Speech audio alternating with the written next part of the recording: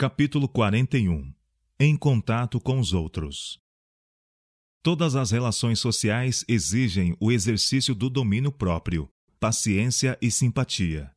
Diferimos tantos uns dos outros em disposições, hábitos e educação que variam entre si nossas maneiras de ver as coisas. Julgamos diferentemente. Nossa compreensão da verdade, nossas ideias em relação à conduta de vida não são idênticas sob todos os pontos de vista. Não há duas pessoas cuja experiência seja igual em cada particular. As provas de um não são as provas de outra. Os deveres que para um se apresentam como leves são para outra mais difíceis e inquietantes. Tão fraca, ignorante e sujeita ao erro é a natureza humana que todos devemos ser cautelosos na maneira de julgar o próximo. Pouco sabemos da influência de nossos atos sobre a experiência dos outros. O que fazemos ou dizemos pode parecer-nos de pouca importância, quando, se nossos olhos se abrissem, veríamos que daí resultam as mais importantes consequências para o bem ou para o mal.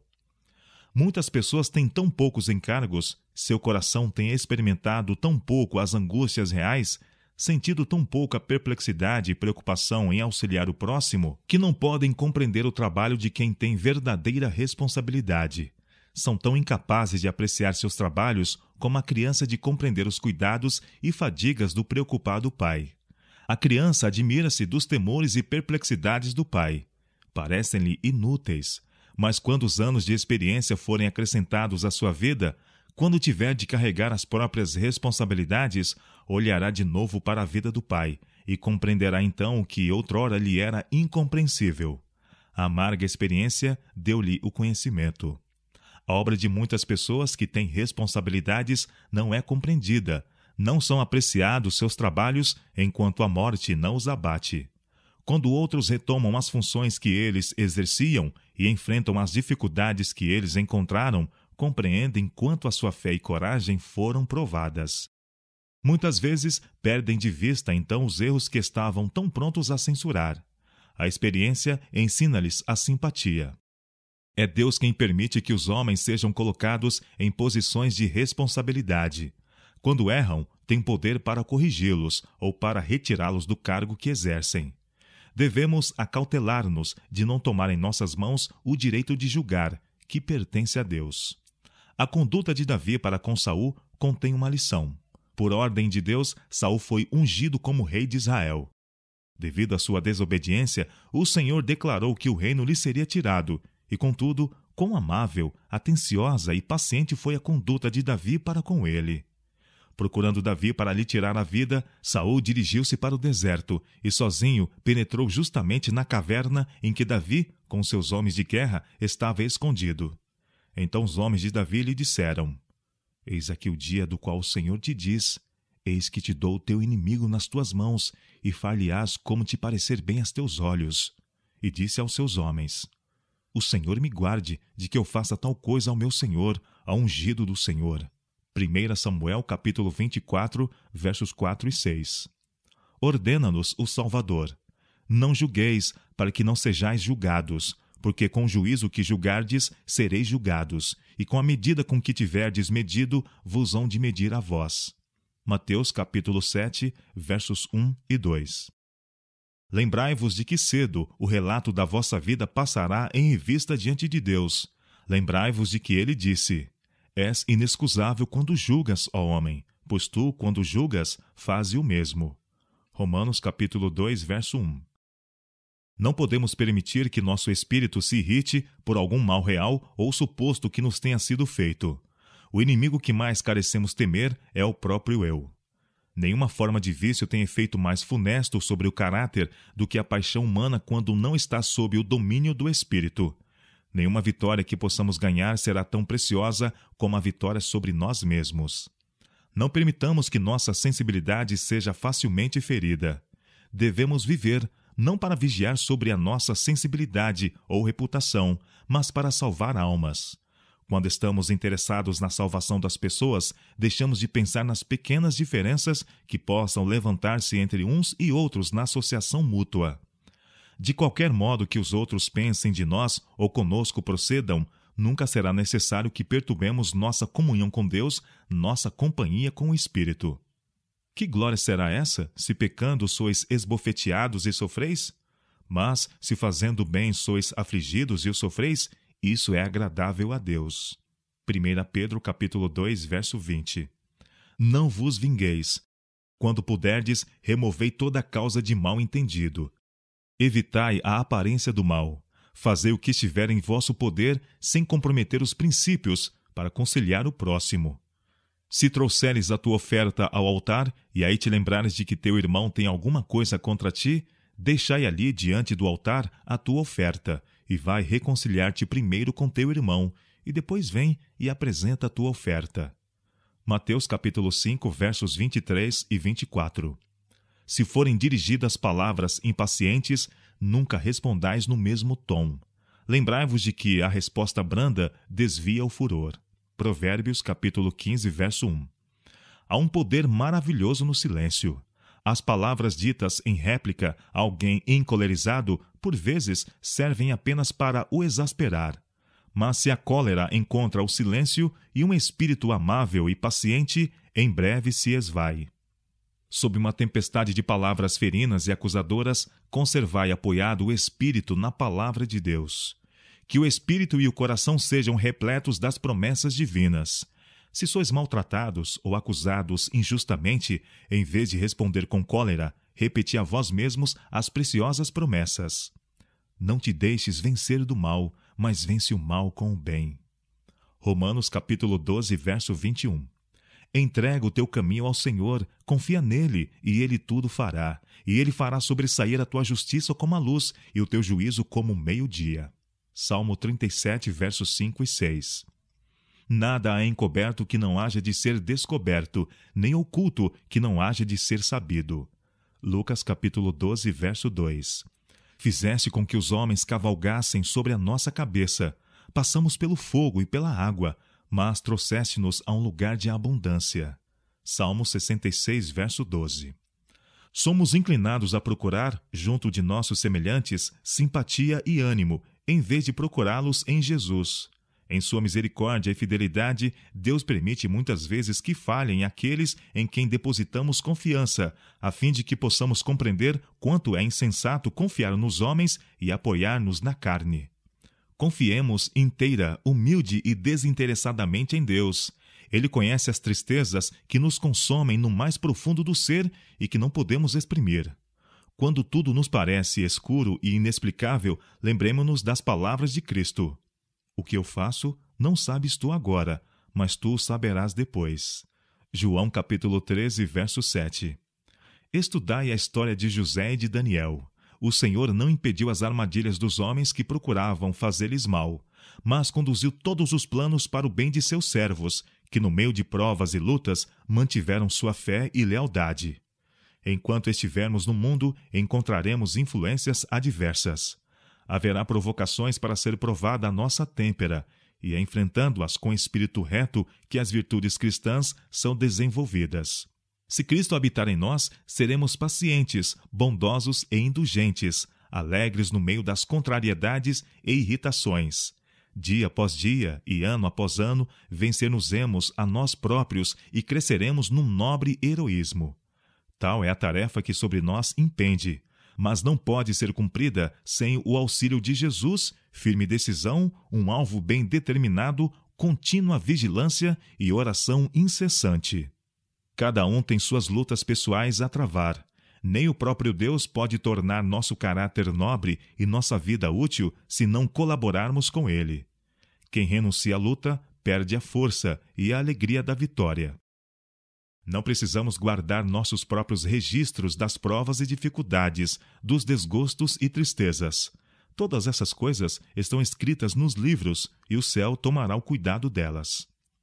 Enquanto relembramos as coisas desagradáveis, passam da memória muitas que são gratas à reflexão, como a misericordiosa bondade de Deus que nos rodeia a cada instante e o amor de que os anjos se maravilham, com que deu seu Filho para morrer por nós. Se como obreiros de Cristo sentes que tendes maiores cuidados e provas que os outros, lembrai-vos de que há para vós uma paz desconhecida dos que evitam estes fardos. Há conforto e alegria no serviço de Cristo. Mostremos ao mundo que não há insucesso na vida com Deus. Se vós não sentis satisfeitos e alegres, não faleis dos vossos sentimentos, não anuvieis a vida dos outros. Uma religião fria e sombria jamais atrairá almas para Cristo. Afasta-as dele, para as redes que Satanás lança aos pés dos transviados. Em vez de pensar em vossos desânimos, pensai na força de que podeis dispor em nome de Cristo. Que vossa imaginação se fixe nas coisas invisíveis, que os pensamentos se dirijam para as evidências do grande amor de Deus por vós. A fé pode sofrer a prova, vencer a tentação, suportar o insucesso. Jesus vive como nosso advogado. Tudo que nos assegura sua mediação nos pertence.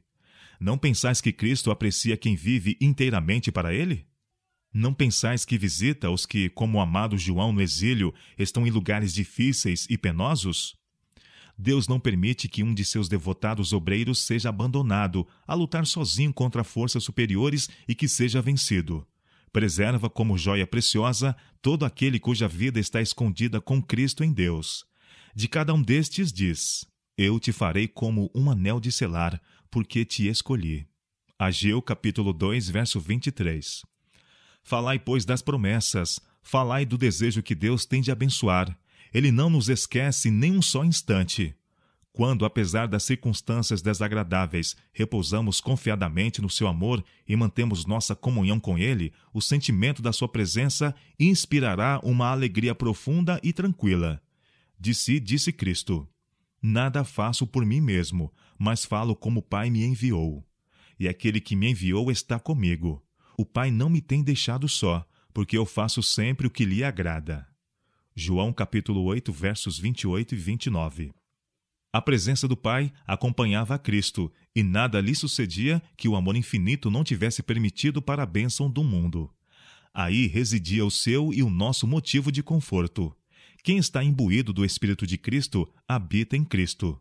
Tudo o que lhe sucede vem do Salvador que o rodeia com sua presença.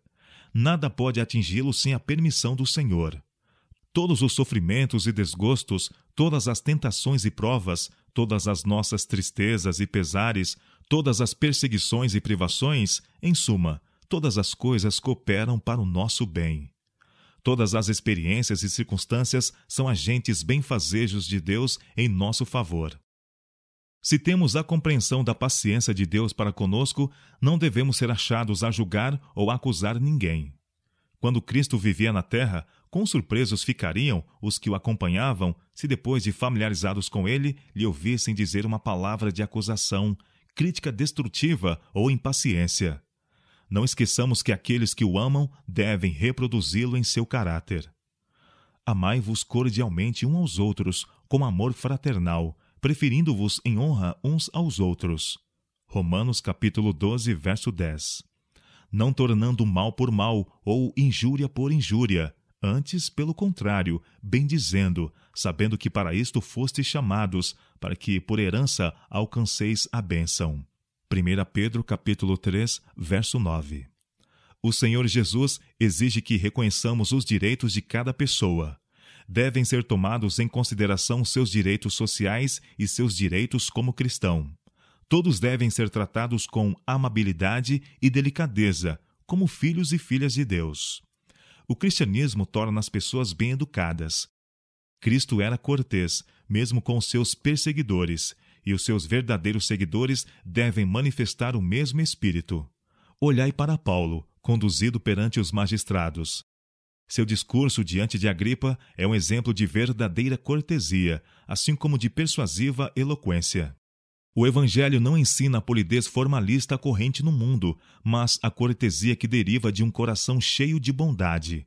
O mais meticuloso cultivo das propriedades externas da vida não é suficiente para limar toda a irritabilidade, aspereza nos juízos e inconveniência nas palavras. O verdadeiro refinamento não se revelará jamais enquanto nos considerarmos a nós mesmos como o objeto supremo. O amor deve residir no coração. O cristão verdadeiro tira seus motivos de ação do profundo amor pelo Mestre. Do amor a Cristo brota o interesse abnegado por seus irmãos. O amor comunica a quem o possui graça, propriedade e elegância de porte. Ilumina-lhe a fisionomia e educa-lhe a voz. Refina e eleva todo o ser. A vida compõe-se principalmente não de grandes sacrifícios, ações maravilhosas, mas de pequenas coisas. Na maior parte das vezes, é pelas pequenas coisas que parecem indignas de menção que grande bem ou mal é trazido à nossa vida. É pela falta de sucesso em suportar as provas a que somos sujeitos nas pequenas coisas que se adquirem os maus hábitos e se deforma o caráter. E quando nos assaltam as provas maiores, encontramo-nos desprevenidos. Só agindo por princípios nas provas da vida cotidiana, podemos adquirir energia para ficar firmes e úteis nas mais perigosas e difíceis situações.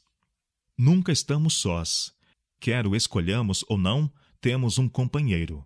Lembrai-vos de onde quer que estejais, façais o que fizerdes, Deus aí está. Nada do que se diz, faz ou pensa escapa à sua atenção. Para cada palavra ou ação, tendes uma testemunha, Deus, que é santo e odeia o pecado. Pensai sempre nisso, antes de falardes ou agirdes. Como cristãos, sois membros da família real, filho do Rei dos céus. Não digais palavra alguma, não façais nenhuma ação que traga desonra ao bom nome que sobre vós foi invocado. Tiago, capítulo 2, verso 7. Estudai cuidadosamente o caráter divino humano e inquiri constantemente: que faria Jesus em meu lugar? Essa deve ser a medida do nosso dever. Não vos coloqueis desnecessariamente na companhia daqueles que, por suas astúcias, poderiam debilitar o vosso desejo de fazer bem ou manchar a vossa consciência. Nada façais entre os estranhos, na rua, nos carros, em casa, que tenha a menor aparência de mal. Fazei cada dia alguma coisa para melhorar, embelezar e enobrecer a vida que Cristo resgatou com seu próprio sangue. Agi sempre por princípio, nunca por impulso. Temperai a impetuosidade da vossa natureza pela doçura e bondade. Evitai toda a leviandade e frivolidade. Que nenhum vil gracejo escape de vossos lábios. Nem sequer aos pensamentos permitais correr as rédeas soltas. Devem ser dominados e conduzidos cativos à obediência de Cristo. Que eles estejam ocupados em coisas santas. Então, pela graça de Cristo, serão puros e verdadeiros. Necessitamos ter um constante sentimento do poder enobrecedor dos pensamentos puros.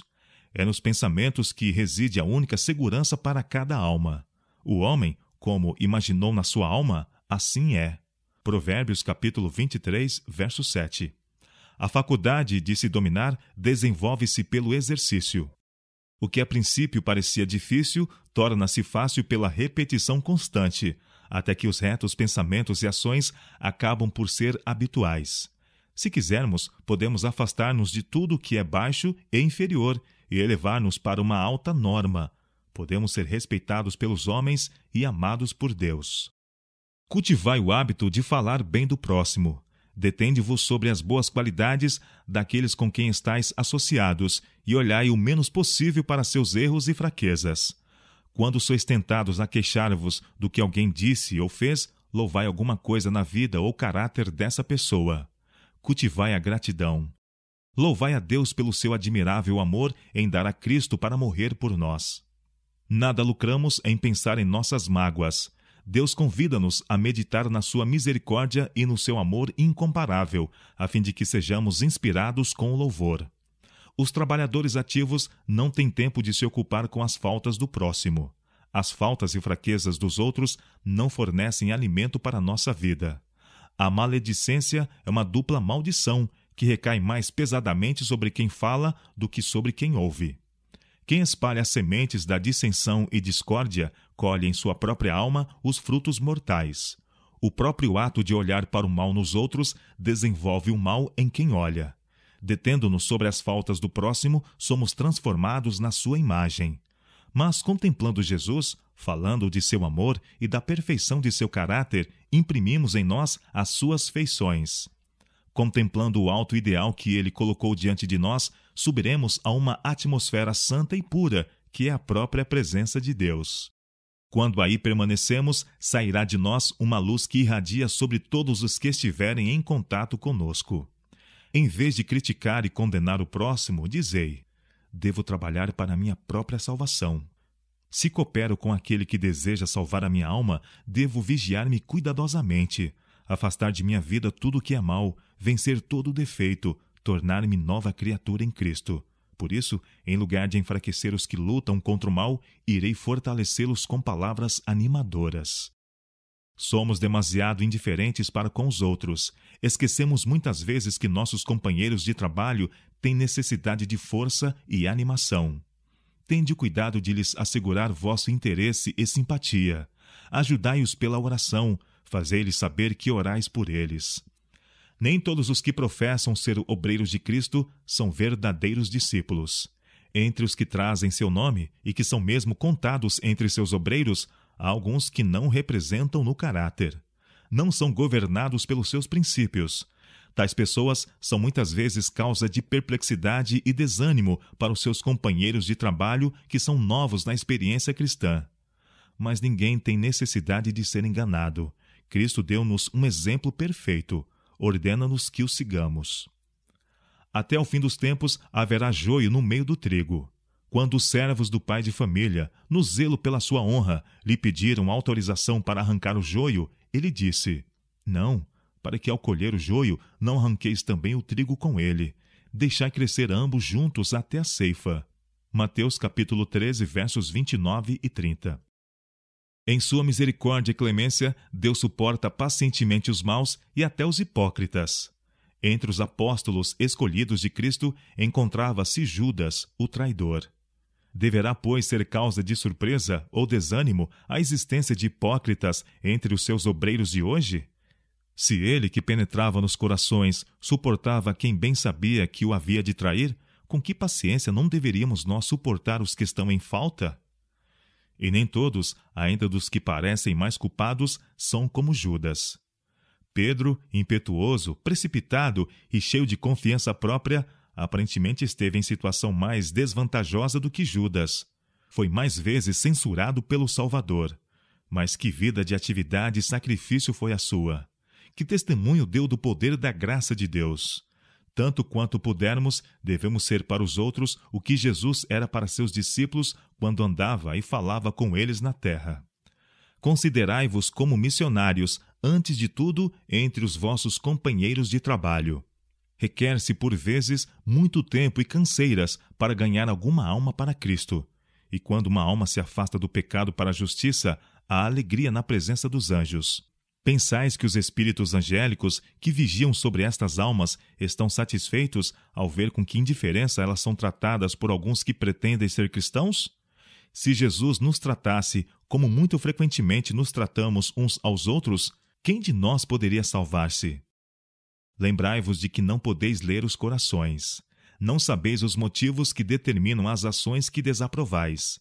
Há muitos que não receberam uma educação correta. Seu caráter está deformado, duro e nodoso, e parece torto em todos os sentidos. Mas a graça de Cristo pode transformá-lo. Nunca o ponhais de lado, nunca lhe tireis a coragem ou a esperança, dizendo: você desiludiu-me, e não me esforçarei por ajudá-lo. Algumas palavras ditas precipitadamente sob o efeito de uma provocação, exatamente o que pensamos que eles merecem, podem partir as cordas da influência que teriam ligado seu coração ao nosso. A vida coerente, a paciência, a calma de espírito em face da provocação constitui sempre o argumento mais decisivo e o apelo mais solene. Se tivestes oportunidades e vantagens que não couberam em sorte aos outros, reconhecei esse privilégio e sede sempre um mestre sábio, solícito e amável. Não lhe o aplicais de uma maneira precipitada e violenta. Colocais cuidadosamente o selo na cera mole e lenta e firmemente fazeis sobre ele pressão, até que a cera tenha endurecido na forma desejada. Tratai da mesma forma com as almas humanas. A continuidade da influência cristã é o segredo de seu poder, e este depende da firmeza com que manifestais o caráter de Cristo. Ajudai os que erram, contando as vossas experiências. Mostrai-lhes como, quando cometestes graves erros, a paciência, bondade e auxílio de vossos companheiros de trabalho vos deram coragem e esperança. Até ao juízo, ignorareis a influência de uma conduta bondosa e prudente para com os incoerentes, desarrazoados e indignos. Quando deparamos com a ingratidão e traição daqueles em quem depositamos uma confiança sagrada, somos tentados a mostrar nosso ressentimento e indignação. É isso que o culpado espera e para que está preparado. Mas a bondosa paciência toma-o de surpresa e muitas vezes desperta seus melhores impulsos, faz-lhes nascer o desejo de uma vida mais nobre. Irmãos, se algum homem chegar a ser surpreendido em alguma ofensa, vós que sois espirituais, encaminhai o tal com espírito de mansidão, olhando por ti mesmo, para que não sejais também tentado. Levai as cargas uns dos outros, e assim cumprireis a lei de Cristo. Gálatas capítulo 6, verso 1 e 2. Todos os que professam ser filhos de Deus devem ter sempre em mente que, em suas atividades, são missionários colocados em contato com os mais variados tipos de pessoas. Há corteses e rudes, humildes e orgulhosas, religiosas e céticas, confiantes e desconfiadas, liberais e avarentas, puras e corruptas, instruídas e ignorantes, ricas e pobres. Essas diferentes pessoas não podem ser tratadas da mesma maneira. Todas, porém, carecem de bondade e simpatia. Pelo mútuo contato, nosso espírito deveria tornar-se delicado e refinado. Dependemos uns dos outros e estamos intimamente unidos pelos laços da fraternidade humana. É pelas relações sociais que a religião cristã entra em contato com o mundo. Cada homem ou mulher que recebeu a iluminação divina deve derramar luz na senda tenebrosa dos que não conhecem o melhor caminho. A influência social, santificada pelo Espírito de Cristo, deve desenvolver-se na condução de almas para o Salvador. Cristo não deve ser escondido no coração como um tesouro cobiçado, sagrado e doce, fruído exclusivamente pelo possuidor. Devemos ter Cristo em nós como uma fonte de água que corre para a vida eterna, refrescando a todos os que entram em contato conosco.